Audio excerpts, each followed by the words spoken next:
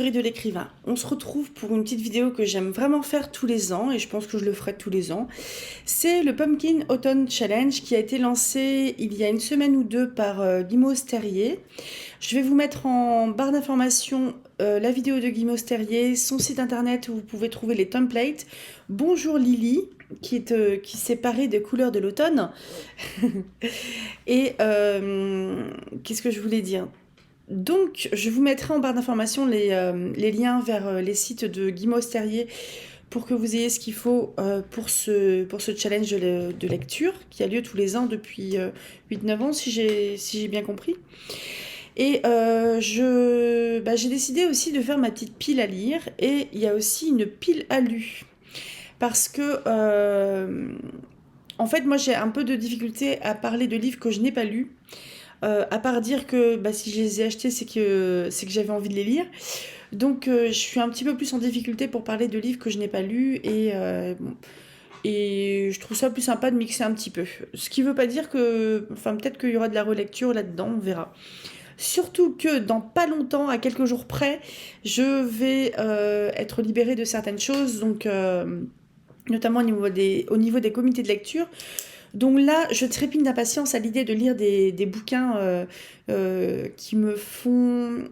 Enfin, des bouquins pour de la lecture plaisir, plus que de la lecture imposée. Bon, je mets des grosses guillemets parce que je suis grande, je suis adulte, j'ai choisi de participer à des comités de lecture et j'ai choisi de travailler aussi en lien avec la lecture, mais c'est pas pareil de bouquiner son petit livre le soir tranquillement ou de lire des livres pour en faire un vrai retour argumenté à l'auteur pour l'accompagner dans son processus d'écriture. Donc on est sur plein de choses différentes. Bref, le Pumpkin Autumn Challenge cette année, c'est 3 catégories différentes. Je vais juste vous dire... donc il y a trois catégories différentes à valider avec 4 livres dedans. Ça fait donc 12 bouquins. Et il y a des titres à remporter, vous verrez ça sur le site de Guimauve Terrier, qui sont les doigts de fée quand on valide 3 catégories, l'hydromel des sorcières quand on en valide 6, ah donc là c'est 6 items je pense, Dragon Glouton quand on valide 9 catégories et enfin le festin des alphelins quand on les valide tous. C'est un challenge de lecture qui a lieu du 1er septembre au 30 novembre. Bon après il n'y a personne qui vient ramasser les copies donc vous faites bien comme vous voulez et j'en ferai de même. Mais bon c'est ouvert du 1er septembre au 30 novembre parce qu'après je pense qu'on est plus sur des lectures de Noël. Donc dans la première catégorie qui s'appelle Automne frissonnant, on pensait, le premier item c'est Monster Mash. Et donc dans chaque sous-catégorie, il y a des mots-clés pour vous aider en fait dans votre recherche de lecture. Et pour Monster Mash, c'est Halloween, créature, classique, comédie, danse. Moi j'ai pensé, alors là c'est complètement... sûr que je vais les lire, bon, j'aurais peut-être pas forcément tout lu d'ici là, mais ce sont des livres que j'ai proposés pour de lire sur la chaîne. Donc on a soit les contes du jour et de la nuit et le Horla de Maupassant, soit les dimensions fantastiques. Donc là c'est 2 des 4 anthologies des dimensions fantastiques. J'ai fait un petit sondage dans l'onglet communauté ou post sur la chaîne, vous pouvez le retrouver. Le Horla et les contes du jour et de la nuit de Maupassant, ce sont des livres, au moins le Horla, que j'ai lu quand j'étais peut-être au collège, vu l'écriture que j'ai, parce que j'étais quelqu'un de studieux, j'ai vu qu'il y avait des... Bon, voilà, glissé. Voilà mon écriture de quand j'étais au collège. Donc... Alors là, on est sur une novella en fait, on est sur une novella. Et les contes du jour et de la nuit, ça va être des contes qui vont être beaucoup plus courts. Et ce sont des choses qui ont été écrites sur la fin de la vie de Maupassant, qui n'était pas en bonne santé parce qu'il avait une syphilis et qui avait eu aussi pas mal d'alcoolisation au cours de sa vie, ce qui faisait que au niveau de la santé mentale, ça allait pas vraiment. Ce qui fait qu'on est un peu à la lisière du fantastique, mais aussi de l'hallucinatoire, donc ce qui correspond vraiment au genre du fantastique, à savoir, est-ce qu'on assiste à quelque chose de surnaturel, ou est-ce que tout se passe dans la tête du narrateur ? Je vous lis le petit pitch. Donc là, c'est une collection maxi poche classique français. Je ne suis pas sûre que ça existe encore. Vous voyez que c'est quand même vieux comme Hérode. Les contes du jour et de la nuit, 1885, regroupe des nouvelles grivoises, des petits contes, mais aussi des histoires tragiques, des drames qui annoncent le Horla, 1887, où Guy de Maupassant, 1850-1893, il est mort à 43 ans ce monsieur, décrivait de façon prémonitoire la folie dont il allait mourir. Il y a une pie, j'ai cru qu'elle allait se prendre mon carreau. Mais que ces contes et nouvelles soient gais ou cruels, tendres ou effrayantes, on y retrouve l'art de Maupassant, son style parfaitement maîtrisé, la justesse descriptive et l'économie de mots qui font de ce très grand romancier l'un des écrivains les plus lus de nos jours, tant son écriture reste évocatrice, incisive et moderne. Je vais juste... Donc le Horla, il fait à peu près la moitié de ce bouquin-là. Je crois qu'il faisait quasiment 150 pages. Et les contes du jour et de la nuit, il y en a 2, 4, 6, 8, 10, 12, 14, 16, 18... Il y a 21 contes des jours et de la nuit. Il me semble qu'ils sont quand même suffisamment longs pour que j'en lise peut-être un par semaine, donc on verra, selon votre choix.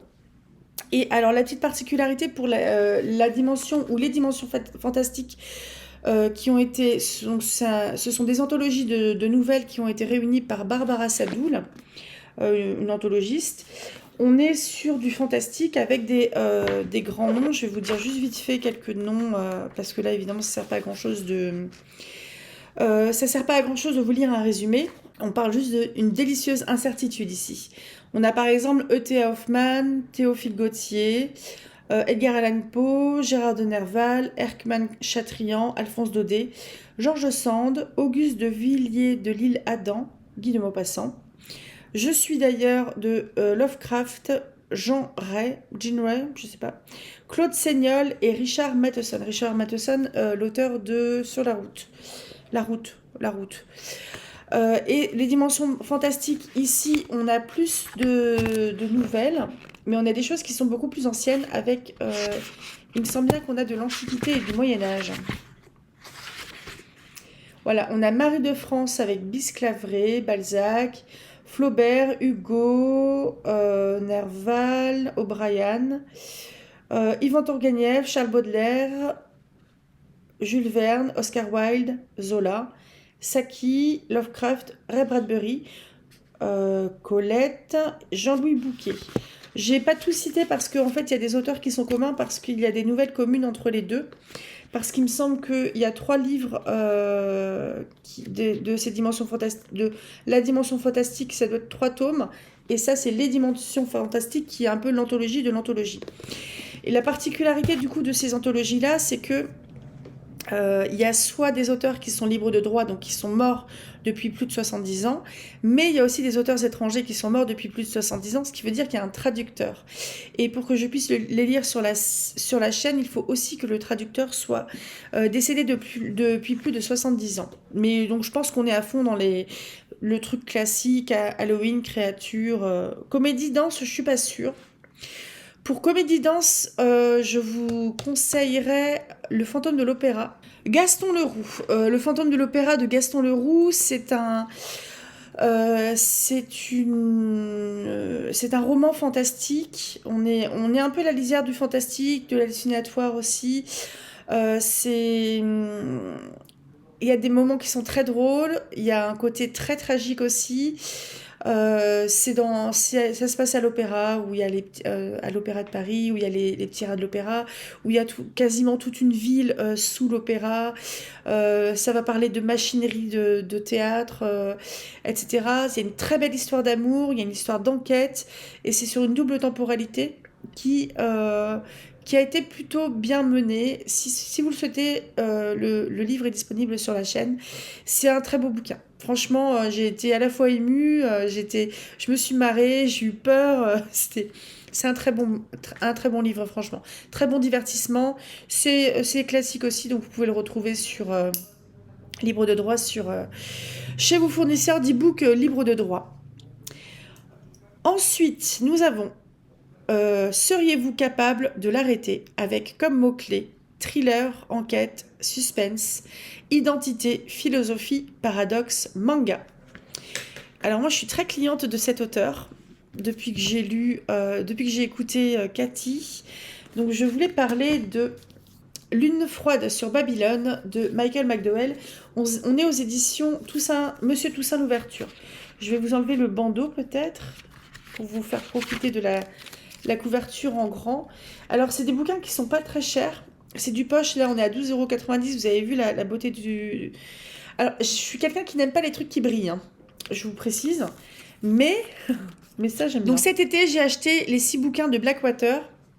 Si vous allez chez vos fournisseurs habituels de livres, les 2 premiers tomes sont à 9,90 €. Donc c'est 9,90 € au lieu de 8,40 € x 2. Ce qui fait que j'ai acheté ces 2 premiers à pas cher. Et donc je me suis dit, bon allez, ça fait 32 balles et quelques, les 4 suivants, je les prends. Donc j'ai pas lu encore évidemment. Babylone, Floride 1980, chaleur et pom-pom girl, rumeurs et superstitions, serpent venimeux et mort brutale, mais aussi une rivière tortueuse qui a déjà marqué la famille Larkin d'un saut funeste. Alors, quand la jeune Margaret disparaît, c'est comme si ses flots se mettaient à couler à l'envers, faisant ressurgir ce qui n'aurait jamais dû y sombrer. Au même moment, une immense lune se lève au-dessus de la ville et envahit tout de son éclat implacable, aveuglant victimes comme meurtriers, les déchus de Babylone. Il y a un petit retour de Will Erickson de Too Much Horror Fiction. Beaucoup d'eau va couler sous le pont, beaucoup d'autres choses aussi. La lumière de la lune va révéler culpabilité et terreur, il n'y aura nulle part où se protéger du mal, et l'horreur va surgir à n'importe quel moment. Will Erickson. Et sur le bandeau, ils ont écrit merci. Regardez-moi ça. Mais de rien, parce que quand vous avez fait votre petite offre commerciale, moi j'ai eu ça aussi. Donc merci. Et c'est pas un carnet, c'est des articles en fait sur Michael McDowell. Une petite ville presque tranquille, une disparition inquiétante, un être malfaisant en liberté. Et s'il y avait quelque chose de pourri à Babylone? Donc là, jolie petite référence à Shakespeare, et je crois que c'est au Roi Lear. Il y a quelque chose de pourri dans le royaume du Danemark. Au-delà de la cupidité et de la brutalité, de la bonté et du désespoir, Michael McDowell, 1950-1999, décidément, on meurt tôt, nous offre avec Lune froide sur Babylone un roman gothique et bestial, une danse macabre à mi-chemin entre un roman policier à l'ambiance poisseuse et un mélodrame effrayant où les blessures que s'infligent les vivants ne sont rien à côté de celles que peuvent infliger les morts. Du coup, je pense qu'on est vraiment dans le côté thriller, enquête, suspense. Je sais pas trop pour identité, philosophie, paradoxe, manga, mais je pense qu'on touche un petit peu à ça. Ceux qui ignorent qu'il n'existe pas. Mots-clés, fatalité, deuil, esprit, fragment, secret, combat, peintresse, art, œuvre française. Et je vous propose un roman qui m'a bouleversée quand je l'ai lu il y a peut-être 3-4 ans. C'est une petite maison d'édition. C'est Un fil à travers les nuages de Anaïs Sorrentino. On est aux éditions HPF, qui est une maison d'édition associative. Anaïs Sorrentino, je crois qu'on appelle ça une animatrice. Ceux qui bossent dans les films d'animation, donc animer les images, quelque chose comme ça. Et c'est elle qui a fait donc les illustrations de son roman, ainsi que des cartes postales qui étaient achetées qui étaient vendues avec ce livre. Bon, allez, je vais vous le pitcher toute seule. Quelque part, en fait, le placer dans cette catégorie-là, ça va vous spoiler quelque part. Parce que vous allez passer une bonne partie de ce livre-là à vous demander, mais qu'est-ce qui se passe ici? Parce que on est dans un univers où, alors déjà au tout début, on a une petite fille ou un petit garçon, je sais plus, qui se fait enlever par des espèces de grands vautours qui viennent ramasser des gens qui sont là.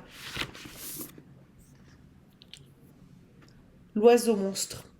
On a l'impression d'être dans une histoire où la temporalité est un petit peu éclatée. Éclatée, pas dans le sens nul, mais éclatée, modifiée, si vous voulez. On a Capucine qui est une une personne qui est enfin une femme adulte qui vit dans un monde qui est très hostile et qui est une survivante et qui sait se débrouiller dans cet univers où il y a ces immenses oiseaux qui enlèvent les gens. On a Capucine qui est une gamine perdue qui a un petit costume de coccinelle, il me semble, qui se fait recueillir par des gens. On a Nicolas. Nicolas se réveille au milieu d'une forêt, son smoking fichu, un portable qui ne capte pas et plus qu'une seule cigarette en poche. Ses compagnons d'infortune semblent aussi fous les uns que les autres. Est-ce l'enfer, le purgatoire?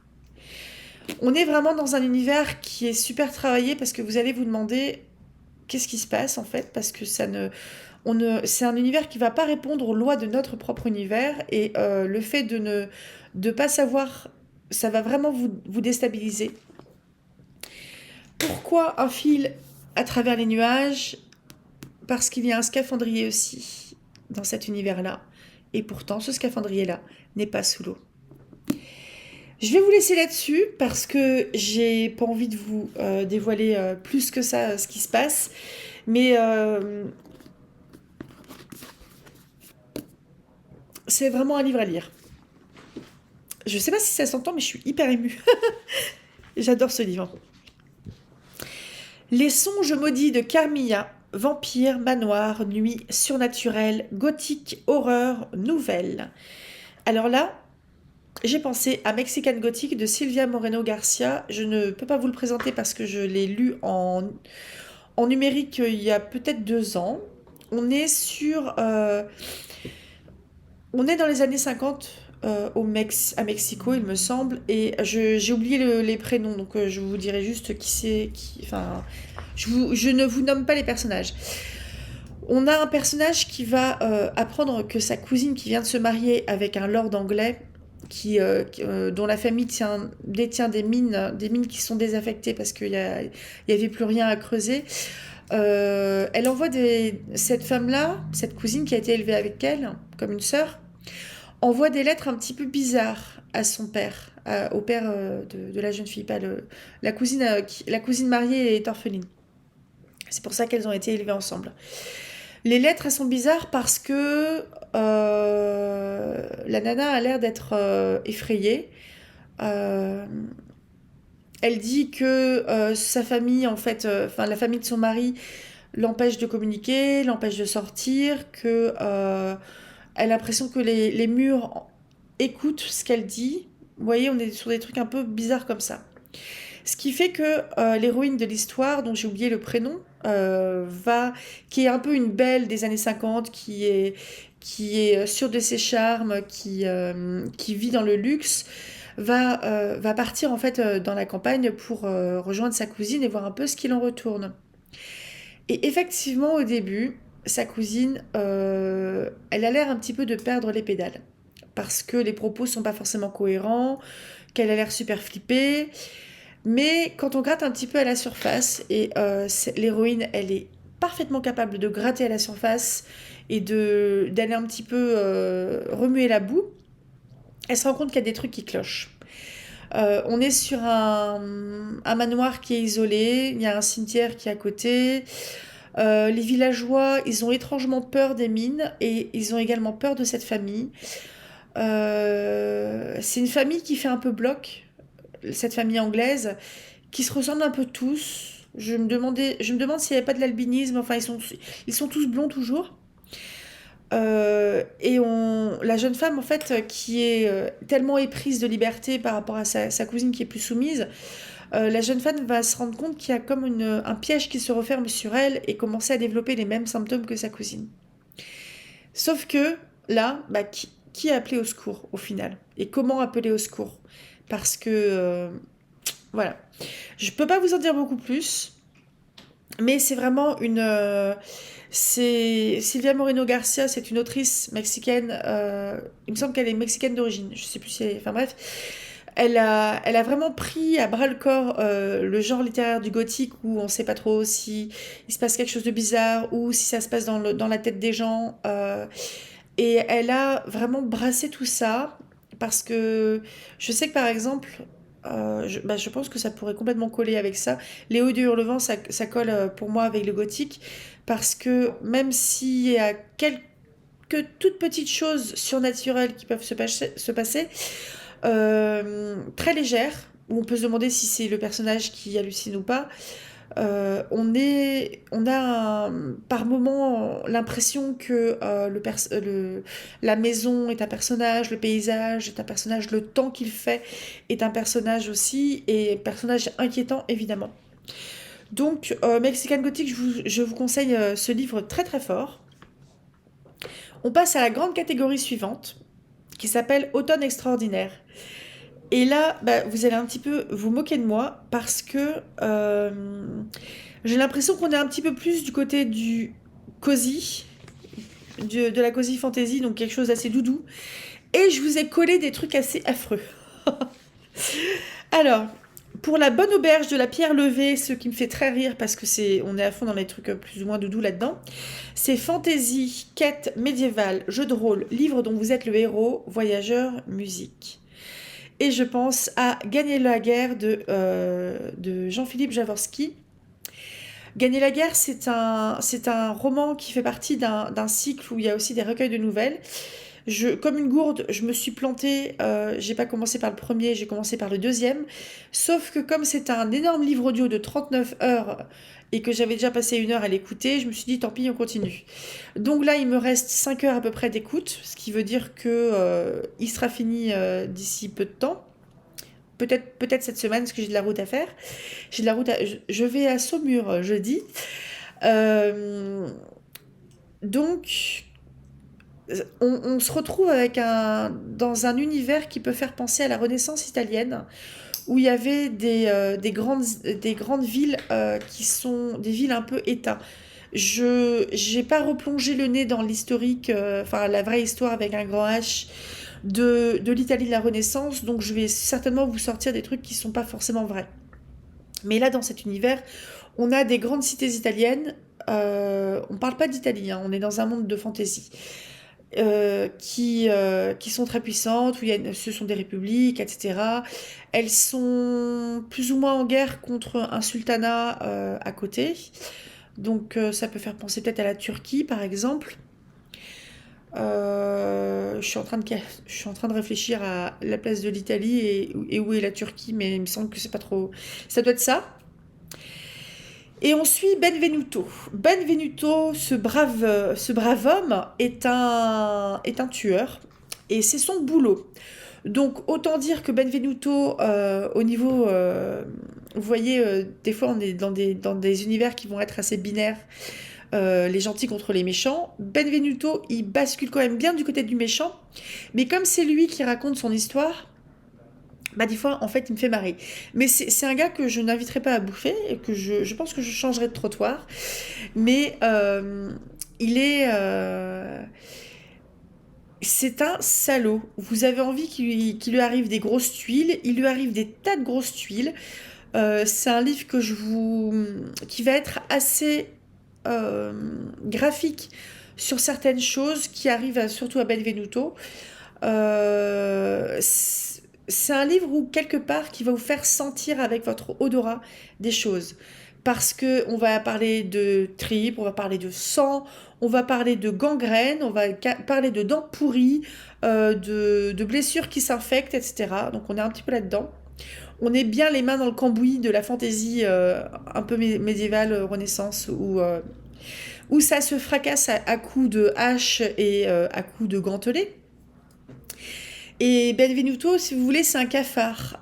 Il pourrait tout à fait survivre à une apocalypse nucléaire parce que il sait se démerder, il sait repérer qui est un danger, il sait se dépatouiller de quelque chose de compliqué, même si des fois ça le dépasse évidemment.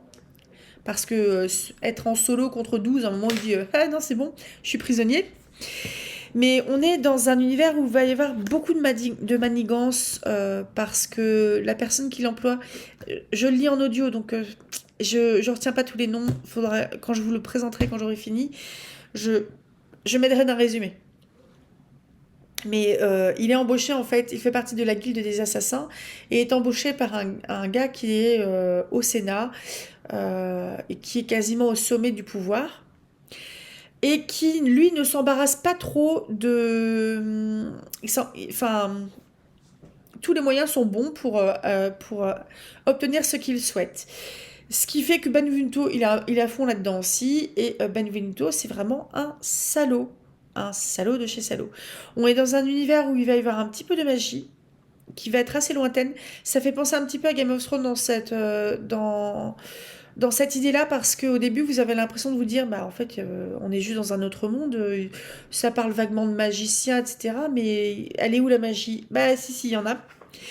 Et c'est de la magie bien flippante, d'ailleurs, parce qu'on va un petit peu... on va un petit peu chatouiller ce qui se passe du côté des morts. Il y a des choses qui se passent. Il y a des elfes. Il y a d'autres types de créatures aussi. Il y a des fantômes. Et c'est... Ouais, franchement, c'est un livre qui... Le style de Jaworski est ultra riche. C'est pour ça que c'est une lecture que je ne conseillerais pas forcément aux jeunes lecteurs. Donc, quand je parle de jeunes lecteurs, c'est autant des lecteurs qui viennent de naître, parce que c'est hyper violent et que au niveau de la morale, bah, la morale, il n'y en a pas trop. Enfin, si, il y a une morale qui existe, hein, mais qu'est-ce qu'on s'en fout? Et c'est un vocabulaire et des tournures de phrases qui sont très riches. Ça va être un argot qui est très ancien aussi. Ça se comprend complètement. Mais c'est pas un bouquin qu'on lit, qu'on va se lire en 1 heure et demie, parce que je pense que c'est une pavasse. Et c'est un truc à savourer plutôt et à être quand même un petit peu concentré. C'est pour ça que moi, en livre audio, je trouve que j'étais un petit peu ambitieuse là, parce que j'ai pas forcément tout retenu, même si le narrateur est quand même très très très bon. Ensuite, chaudron, foudre et clair de lune, avec comme mots-clés fantastique, magie, sorcière, potion, infusion, herboristerie, amour, famille. Ceci, c'est Le dit du chien noir de Alex Nikolavitch. On est sur une réécriture de la légende arthurienne au travers de différents personnages. On est chez Feu, les éditions des Moutons électriques, Alex Nikolavitch, avec une couverture de Melchior Ascaride. Les couvertures sont toutes sublimes, je vais vous les montrer. 3 coracles cinglés vers le couchant. Uther, roi des Celtes, cherche son destin. 3 coracles cinglés vers le couchant. À leur bord, Uther, un chef de guerre de l'île de Bretagne, et ses compagnons de toujours. Leur destination, une île au bout de la mer, là où, dit-on, vivent les fées et les morts. Que va-t-il chercher si loin des terres habitées par les hommes? Uther sait-il seulement qu'il va enfanter une légende destinée à traverser les siècles. Donc c'est le 3e roman de Alex Nikolavitch. Ensuite, on a Lancelot avançait en armes. Sans nom ni expérience, celui que l'on surnomme Lancelot, le petit garde, cherche son destin. Alors, je trouve que cette couleur de police sur du rouge, c'est pas forcément super lisible. Faites pas ça. Quand bruisse la rumeur qu'un nouveau roi nommé Arthur succède à son père, Lancelot quitte sa Bretagne natale pour l'île britannique en quête d'un mentor. Entre les vestiges récents de l'Empire romain et les antiques fées, dans un tout jeune royaume désuni encore sous la menace de nouvelles invasions, Lancelot devra se forger un nom et une légende. Et enfin, Perceval. Le garçon avait grandi en un gaste pays. Élevé à l'abri des tourments et d'un monde violent, le jeune Perceval tient pourtant à le découvrir. Quittant la forêt morte où sa mère s'était réfugiée des années auparavant, il découvre de vertes collines, mais aussi des guerriers en armes chargés de défendre la paix du roi. Cette paix pourtant demeure fragile, et l'arrivée de Perceval, qui méconnaît les usages, les puissances tapis et les gens, pourrait la perturber plus encore. J'ai vraiment très envie de les lire. Ça fait un bail que je les ai dans ma pile à lire. Faut que je les sorte. Ensuite, Le cercle de la comté. Comté, presque comme le comté, un peu comme la comté, mais avec du thé. Alors, Le cercle de la comté. Fête, Gourmandise, réconfort, joie, diversité, singularité, empathie, vivre ensemble. J'ai pensé à Protocole Deltacrone de Vic Daven aux éditions HPF. Donc c'est le deuxième roman qui est sorti dans cette maison d'édition associative qui compte aussi, si je ne me trompe pas, 4 recueils de nouvelles. Je me demande s'il n'y en a pas un qui est sorti du catalogue, que vous pouvez trouver sur leur boutique. C'est un livre que j'ai pas lu encore, qui est sorti, il est sorti il n'y a pas très longtemps, au mois de mai il me semble. 2033. À la Clips, les jours se suivent et se ressemblent. Médicaments en abondance, repas au goût de poussière, regards en biais des soignants, combats acharnés dans la fosse. Le monde extérieur, beaucoup de patients de cette institution ne l'ont jamais connu. À la Clips, 04 se dissimule derrière son masque et sa capuche. Il passe ses journées à faire ce qu'on lui dit et ses nuits à recouvrir les murs de sa chambre de chiffres nébuleux. Apathique, il n'a de considération que pour sa meute, les autres patients du bloc F. À la Clips, 04 flotte dans une torpeur aseptisée, son étrange pouvoir étouffé depuis longtemps. Il n'attend rien, n'espère rien, ne désire rien. Jusqu'au jour où, dans la fosse, la férocité singulière d'une adversaire réveille quelque chose en lui. J'ai l'impression qu'on va avoir une petite ambiance Hunger Games. Je suis pas sûre de ce que j'annonce, mais je pense qu'on y était là au niveau de la diversité et du vivre ensemble, de la singularité. Ensuite, Deux pour le prix d'un, c'est sans doute des livres que j'ai lus il y a longtemps, mais je trouve que c'était une catégorie pas évidente pour trouver quelque chose à y caser. Latte, une variation sophistiquée et crémeuse, une couverture aux couleurs d'un latte à la cannelle et à la cardamome, en gros du marron et du beige. Je pense qu'on va être dans du marron et du beige. J'ai pensé à 2 bouquins que j'ai dû lire il y a très longtemps. Non, je crois qu'il y en a un que j'ai dû acheter il n'y a pas très longtemps. On est aux éditions des Terres de Brume. Le Mont-Saint-Michel, Contes et légendes et Contes et légendes de Brocéliande. Donc, je ne vais pas vous lire le résumé parce que ce sont des contes et des légendes, donc ce sont des choses qui sont courtes. Ah, mais c'est des trucs qui sont vieux, hein. Là, pour le Mont-Saint-Michel, Contes et légendes, ouais, il y a des choses qui sont vieilles. C'est Édouard Le Rossignol qui a dû réunir ces histoires. Je trouve que ça fait vraiment des très jolis livres. On est dans du beige, hein. Donc, Contes et légendes de Brocéliande, c'était une anthologie présentée par le Carrefour de Tresselien. Donc, Brocéliande, pour ceux qui ne sont pas de Bretagne, c'est une forêt, une vraie forêt, et vraiment magique, qui fait partie aussi de la légende arthurienne. On passe à une autre catégorie, la dernière catégorie, c'est automne rayonnant. Je ne couperai pas mes cheveux, je ne parlerai pas moins fort. Je ne sais pas si c'est une citation, mais je regarderai bien d'où ça vient, parce que je la trouve forte. Mythologie, chasseresse, liberté, émancipation, féminisme. Et là, je pensais à la trilogie d'une nuit d'hiver de Catherine Ardenne. On est chez Folio avec des couvertures magnifiques de Aurélien Polis. Avec L'ours et le rossignol, le premier livre, La fille dans la tour, le second, et L'hiver de la sorcière, le troisième. On est dans la Russe médiévale, je pense qu'on est au XIVe siècle, il me semble. Vassia, c'est d'abord une enfant, puis une adolescente et une jeune fille, qui est la fille d'un boyard. Donc les boyards sont des petits seigneurs locaux qui étaient propriétaires terriens. Sauf que ils vivent vraiment dans un endroit qui est très hostile parce que il fait extrêmement froid. Les gens peuvent mourir de froid à l'extérieur. Et Vassia,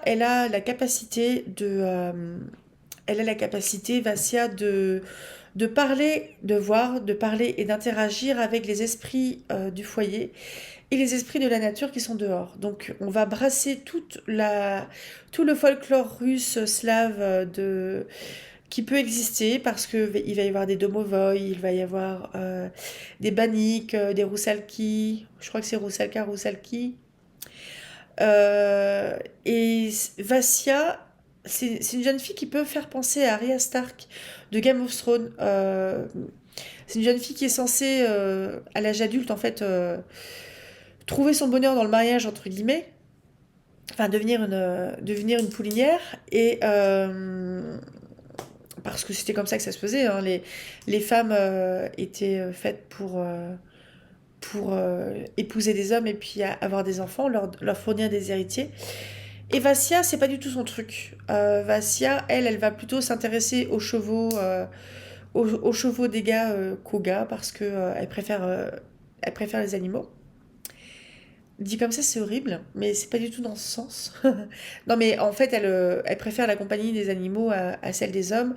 C'est une gamine qui a reçu une éducation, mais qui est super maladroite en société, qui est tout le temps au four, enfin, qui est tout le temps par monts et par vaux, qui n'obéit pas vraiment, et qui surtout va devenir l'intérêt de Morosco, pardon. Morosco, c'est le dieu gel, c'est aussi le dieu de la mort.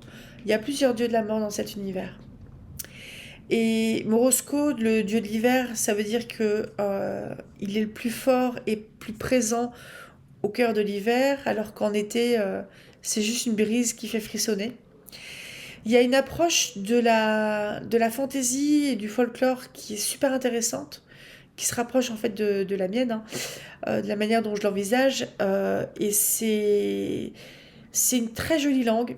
C'est extrêmement documenté. Catherine Arden, c'est une femme qui, il me semble qu'elle vit en Sibérie et qu'elle est prof d'université, qu'elle a fait des études slaves, elle parle russe, etc. Il me semble, hein. Oui, elle part étudier à Moscou avant de finir ses études en littérature française et russe au Middlebury College dans le Vermont. Elle a vécu à Hawaï et à Briançon avant de revenir s'installer aux États-Unis. Je me demande si elle n'est pas en Alaska. Oh, c'est quelque part où il fait froid, quoi. Et on sent que c'est très documenté. Et Vassia, c'est une jeune femme qui va se retrouver au cœur de deux guerres, parce qu'il y a la guerre entre les Russes, donc son peuple, et les Tatars, qui, il me semble, sont les ascendants des Mongols. Les Tatars, leur spécialité, c'était de faire des raids à cheval, de piquer tout ce qu'ils pouvaient très rapidement, de cramer du village, et ils tuaient les hommes. Ils embarquaient, il me semble, dans cette histoire-là, les femmes et les enfants, peut-être pour les réduire en esclavage. L'autre guerre, ça va être entre Morosco et l'ours, parce que l'ours veut se libérer des chaînes que Morosco lui a imposées. L'ours, c'est un peu la nature bestiale, quelque chose d'implacable, qu'on ne peut pas retenir, alors que Morosco, il essaye de survivre dans une temporalité où on commence de plus en plus à les oublier, parce qu'il y a de plus en plus la religion russe, la religion chrétienne orthodoxe, pardon, qui prend de plus en plus de poids et qui va diaboliser les esprits de la famille, les esprits de la nature, les esprits du foyer. Ce qui fait qu'il n'y a plus le droit de donner un petit verre de lait, un crouton de pain à l'esprit qui est dans ta cheminée, enfin dans ton poêle à bois. Et ce qui fait que les esprits deviennent agressifs ou alors ils sont oubliés. Très très belle trilogie. J'ai acheté d'autres livres de Catherine Arden, j'ai hâte de m'y plonger. Ensuite, ma meilleure ennemie. Dualité, hiérarchie, inégalité, résistance, rebelle, sacrifice, enemies to lovers, saltimbanque. J'ai pensé à Du thé pour les fantômes de Chris Vuklisevich aux éditions Folio. Ils ont repris la couverture du grand format. C'est un livre qui a remporté le Grand Prix de l'Imaginaire en 2024 et le prix des Imaginales du roman francophone 2024 également. Quand on est vivant, on occupe les places que les morts ont laissées, c'est la règle. Agonie et sorcière. Félicité, passeuse de fantômes. Le silence dure depuis 30 ans entre ces deux filles de berger, jusqu'au jour où la mort brutale de leur mère les réunit malgré elles. Pour recueillir ces derniers mots, elles doivent retrouver son spectre, retracer ensemble le passé de cette femme qui a aimé l'une et rejeté l'autre. Mais son fantôme reste introuvable, et les témoins de sa vie, morts ou vivants, en dessine un portrait étrange, voire contradictoire. Que voulait-elle révéler avant de mourir? Qui était vraiment cette femme fragmentée, multiple? Leur quête de vérité emmènera les sœurs des ruelles de Nice au désert d'Alméria, de la vallée des merveilles au village abandonné de Provence et dans les profondeurs des silences familiaux. Entrez dans le salon de thé, prenez une tasse chaude à l'abri de la pluie, écoutez leur histoire. Chris Vuklisevich, j'ai acheté ses derniers jours avant l'oubli, un truc comme ça. Et il y a... Elle écrit aussi plutôt de la romantaisie, il me semble, enfin de la romance et de la fantaisie, sous le nom d'Ada Vivalda. Enfin, c'est quelqu'un que je suis. Je vous conseille très fort d'écouter le podcast auquel elle participe. Elle a passé la main là, à une de ses collègues parce qu'elle vient d'être maman. Et Chris Vuklisevich, donc, son podcast, c'est le club où l'on parle de littérature sans filtre, il me semble. Très très bon podcast. On doit être sur la 3e ou la 4e saison qui va s'ouvrir dans pas trop longtemps là. Pour nous qui avons besoin de souffler, nature, écologie, conscience, espoir, paix, poésie, solarpunk. J'ai pensé à Sœur Hollande de Rivers Solomon. On est aux éditions J'ai lu. Je ne l'ai pas lu encore. Il me semble que j'ai acheté un autre de ses livres. Verne, enceinte, s'est échappée de la communauté religieuse où elle a grandi. Depuis, elle vit dans la forêt où elle a donné naissance à des jumeaux qu'elle élève dans des conditions précaires. Elle doit cependant quitter ce refuge, tant pour essayer de comprendre les inexplicables changements de son corps, que pour fuir la menace d'un personnage mystérieux, homme ou bête, qui les traque sans relâche. Commence alors un voyage initiatique à travers les États-Unis, où Verne va devoir affronter les fantômes de son passé pour espérer avoir un avenir.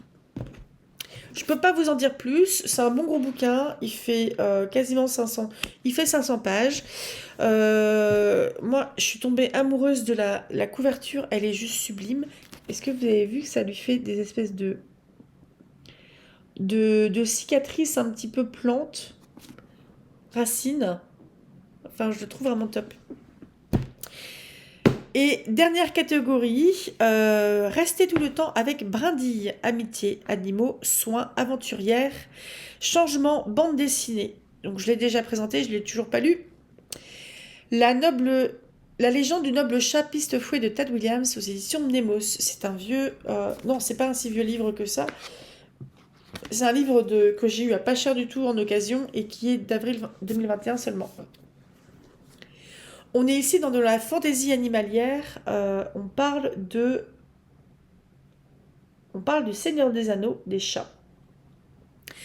Le jeune chat Pistefouet vient tout juste de se voir conférer un nom par l'Assemblée des Anciens, et alors qu'il trouve l'âme sœur en la personne de la jolie patte feutrée, elle disparaît dans des circonstances mystérieuses. Dans un monde où l'homo, descendant perverti du chat, n'est là que pour lui obéir, des créatures autrement dangereuses hantent la terre et ses entrailles. Parti en quête de sa belle avec son compagnon, l'espiègle chaton bon vif, le jeune aventurier ne tarde pas à entendre parler d'ombres qui rôdent dans la nuit. Il devra alors les affronter, dans l'angoisse et dans l'horreur. C'est le premier roman de Tad Williams. Tad Williams, c'est l'auteur de l'Arcane des épées. On parle d'une épopée, donc pour ce livre-là, une épopée bondissante traitée avec humour et tendresse, une rare intensité, une quête initiatique, voyage à la découverte de ce monde de félins, des peuples et des mystères qui le composent. À l'image du Watership Down de Richard Adams, je l'ai acheté aussi aux éditions Toussaint Louverture.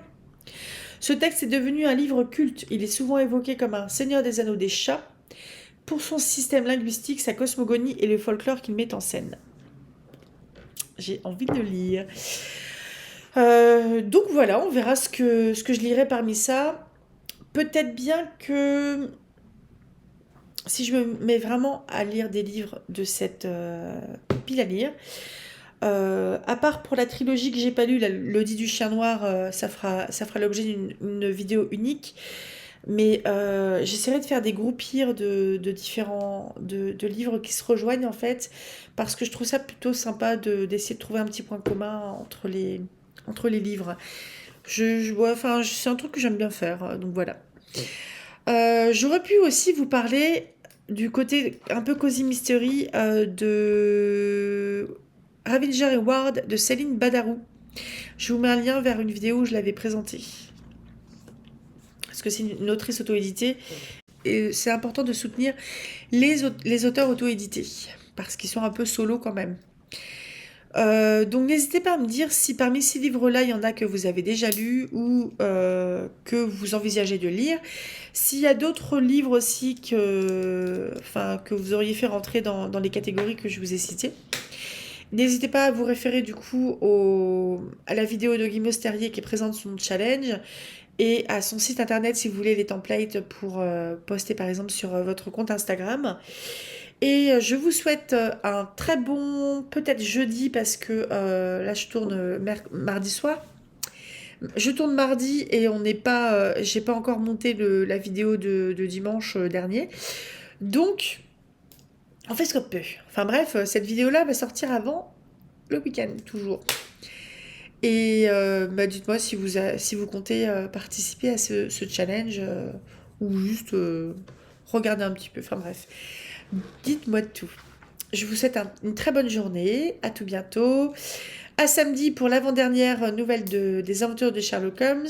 À dimanche pour 3 ou 4 chapitres de la dernière partie de Mansfield Park de Jane Austen. Et mercredi prochain, on se retrouvera où je vais vous présenter dans un unboxing la dernière sortie livre de Sarah Fay qui date un petit peu déjà parce que ça datait du mois de mai. Mais je vais vous présenter du coup son livre et un pack de goodies que j'ai acheté que vous pouvez retrouver dans sa boutique. Et voilà, à tout bientôt. Salut!